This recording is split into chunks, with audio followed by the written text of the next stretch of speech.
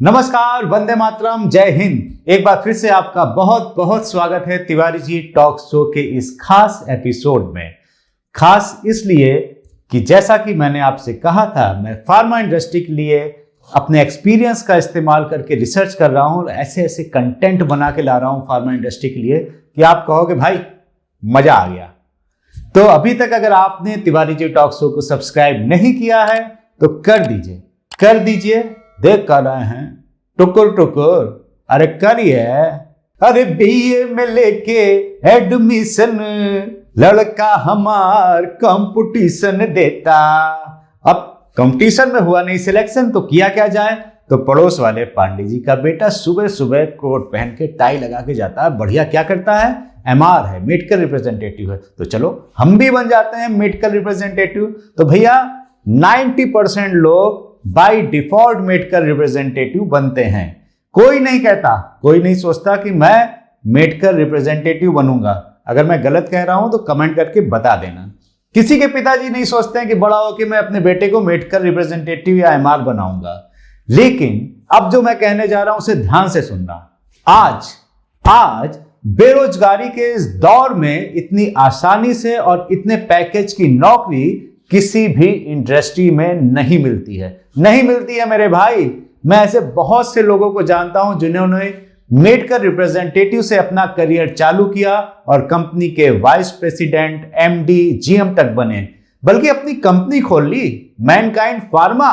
जुनेजा जी हमारे सामने बहुत बड़ा एग्जाम्पल है। चलिए आते हैं आज के टॉपिक पर, how to give MR interview. MR का इंटरव्यू कैसे देते हैं, तो इसको हम 3 पार्ट में डिवाइड कर सकते हैं।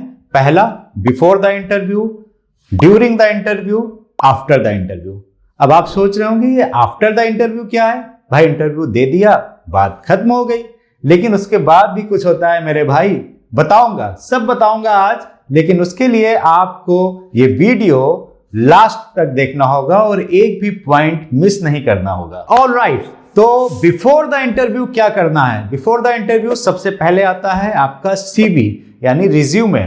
आपका सीवी, इसको आप बहुत अच्छे से खुद प्रिपेयर करिएगा, किसी का उठा के कॉपी पेस्ट मत कर दीजिएगा। कई बार क्या होता है कि सीवी में कुछ लिखा होता है, आपने ऑब्जेक्टिव लिखा है और आपसे पूछ लिया आपका ऑब्जेक्टिव क्या है, तो आप बता नहीं पाए।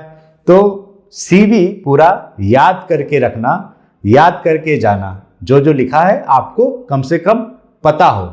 उसके बाद सीवी जो है ना, सीवी को आप हल्के में मत लेना, क्योंकि सीवी आपको आपकी एब्सेंट में आपको रिप्रेजेंट करता है। तो सीवी को कभी कभी लोग मोड़ के पुराना सा पकड़ा दिया, नहीं, एक फाइल लेना, सारे डॉक्यूमेंट उस फाइल में लगाना और उस फाइल में ही अपना सीवी लगा के लेके जाना। दूसरा आता है डॉक्यूमेंट्स। आप एक फाइल बनाइए अच्छी सी, फाइल में अपने जितने भी एजुकेशनल क्वालिफिकेशन के आपके डॉक्यूमेंट्स हैं, क्लास 10th से लेकर आपकी हायर एजुकेशन तक, उनकी मार्कशीट, उनके सर्टिफिकेट, आपका Aadhaar card, PAN card, passport size photograph, और आपके अगर इसके अलावा कुछ आपने एक्स्ट्रा करिकुलर कहीं भाग लिया है, एनसीसी के सर्टिफिकेट्स वगैरह जो भी हैं आपके सारे डॉक्यूमेंट्स लेके जाइए। अगर आप एक्सपीरियंस्ड हैं तो अपनी प्रीवियस कंपनी के सारे डॉक्यूमेंट्स जरूर लेके जाइएगा। फिर आती है आपकी ड्रेसिंग। तो ड्रेसिंग, कई बार मैं देखता हूं कि लोग फूलों वाली शर्ट, काली टाई, वाइट पैंट, बहारों फूल बरसाओ, मेरा महबूब आया है, मेरा महबूब आया है। तो भैया सिंपल सा बता रहा हूं, पैंट या ट्राउजर डार्क कलर का हो, ब्लैक, ब्राउन या ब्लू कलर का हो, और जो शर्ट है आपकी लाइट कलर की हो, वाइट हो सकती है, क्रीम हो सकती है या लाइट ब्लू हो सकती है। टाई आपकी पैंट के कलर से मैच करती हो या आपने जो कोट या ब्लेजर पहना हो उसके कलर से मैच करती हो। फीमेल्स बहुत ज़्यादा सितारे वाले सूट्स ये जो आते हैं चमकीले धमकीले, ये पहन के ना जाएं। एक सिंपल और सोबर आप ड्रेस पहन के जाएं और उसके बाद ये ध्यान रखें कि आपकी जो लुकिंग है वो बहुत कुछ दर्शाती है आपके बारे में, तो उसका बहुत ख्याल रखिएगा। आप शूज़ पॉलिश करके जाएं, सेविंग जरूर करके जाएं और पेन जरूर लेके जाएं। कई बार क्या होता है, कुछ लिखने को बोला गया और आपके पास पेन नहीं है, इधर उधर देख रहे हैं, तो एक पेन जरूर ले लीजिएगा। अराइव ऑन टाइम, तो टाइम का विशेष ध्यान रखिएगा। जल्दी पहुंचने में कोई बुराई नहीं है, लेकिन अगर आप देर से पहुंचे तो आपकी ट्रेन छूट सकती है, इसलिए टाइम पर पहुंच जाइएगा। फिर सबसे इंपॉर्टेंट पॉइंट आता है, वो है कि जिस कंपनी का आप इंटरव्यू देने जा रहे हैं उस कंपनी के बारे में पढ़कर जरूर जाना। उसकी डिविजन्स कितनी हैं, टर्नओवर क्या है, हिस्ट्री क्या है कंपनी की, ये सारा कुछ उसकी वेबसाइट में आपको मिल जाएगा। और अगर आपका कोई फ्रेंड है, कोई जानने वाला है उस कंपनी में, तो आप उससे भी पूछ सकते हैं। अब आते हैं पार्ट 2, यानी कि ड्यूरिंग इंटरव्यू। ड्यूरिंग इंटरव्यू आपको किन किन बातों का ध्यान रखना है, तो उसमें आता है सबसे पहले पॉजिटिव बॉडी लैंग्वेज। कंधे झुके हुए से, शर्माए हुए से, नजरें नीची झुकी हुई। भाई जब आप एंट्री लें तो लगना चाहिए कि हाँ कोई आया है, चेहरे पर स्माइल होनी चाहिए। आपको एक बात और ध्यान रखनी होगी कि कई बार इंटरव्यू देते हैं और हम मोबाइल देख रहे हैं बार बार, घड़ी में टाइम देख रहे हैं बार बार, तो इंटरव्यूअर को लगता है कि आप उसको अटेंशन नहीं दे रहे हैं। तो please pay attention to interviewer, इस बात का बहुत ध्यान रखना। Keep your answers to the point. पूछा कुछ जा रहा है, बता कुछ रहे हैं, आपका आंसर स्पेसिफिक होना चाहिए, कम शब्दों में पूरी बात कह लें।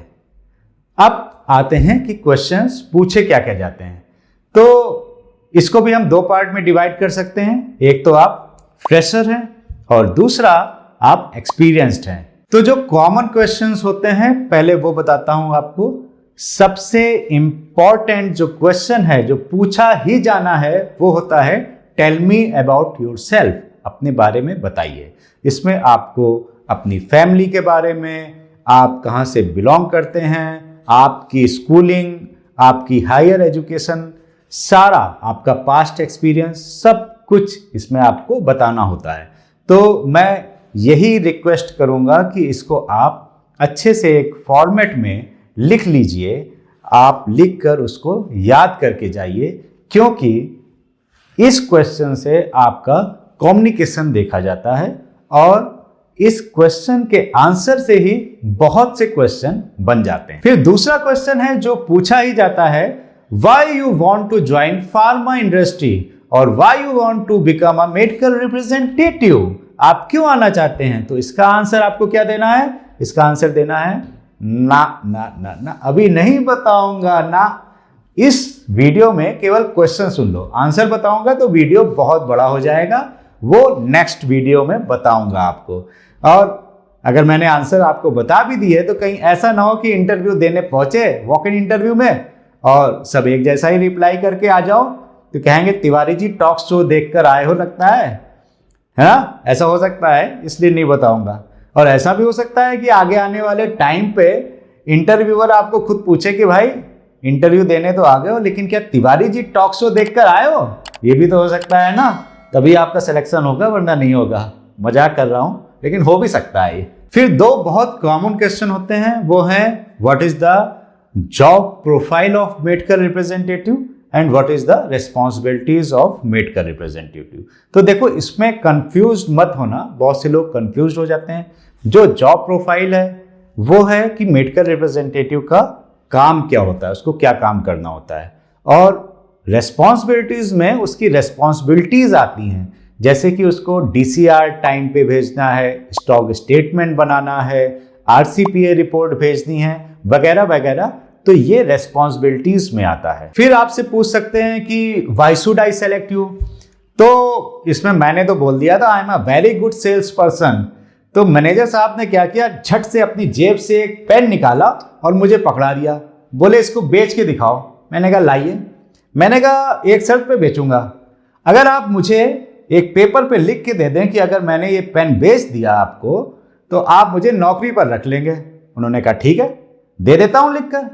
तो मैंने कहा आप दोगे कैसे, पेन तो मेरे पास है ना, मुझसे खरीदना पड़ेगा। तो भाई इस तरह के क्वेश्चन आज से 20-25 साल पहले बहुत पूछे जाते थे, मैंने ही बंद कराए। खैर देखो, इंटरव्यू लेने वाले को भी ये पता होना चाहिए कि आप वैलिड क्वेश्चन पूछें। आप मतलब हम साइंस बेचने आए हैं, मेडिकल रिप्रेजेंटेटिव साइंस बेचने का काम करेगा कि पेन बेचने का काम करेगा? इस पे भी एक वीडियो बनाऊंगा कि क्वेश्चन कौन कौन से पूछने चाहिए। How many systems are in the body? तो इसके लिए मैं आपको सजेस्ट करूंगा ये book anatomy and physiology for nurses.